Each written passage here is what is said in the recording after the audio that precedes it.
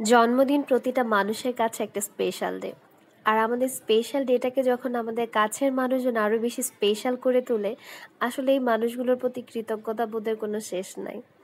আমার জন্মদিনের আগের রাতে সাডেনলি দেখি দাইনের ফুপি মানে আমাদের আপুমণি হঠাৎ করে রাতের বেলা তখন 9টা বাজে এরকম দেখি হাতে করে কেক নিয়ে আসছে।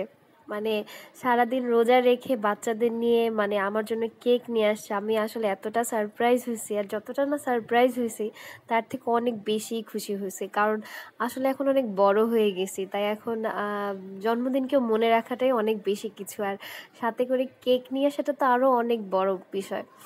তো সেই দিন রাতের বেলায় দেখলাম দাইনের বাবা আমার জন্য আমার পছন্দের ব্র্যান্ডের আইসক্রিম নিয়ে আসছে। আসলে এটা তো আমি খুব সারপ্রাইজ হয়েছি, এই ব্র্যান্ডের আইসক্রিমটা আমি খুব পছন্দ করি। তো এই ধরনের ছোট ছোট খুশি বলবো না, এগুলো অনেক বড় বড় খুশি আমাদের বন্ডিংগুলোকে সম্পর্কগুলোকে ভালো রাখতে আসলেই সাহায্য করে।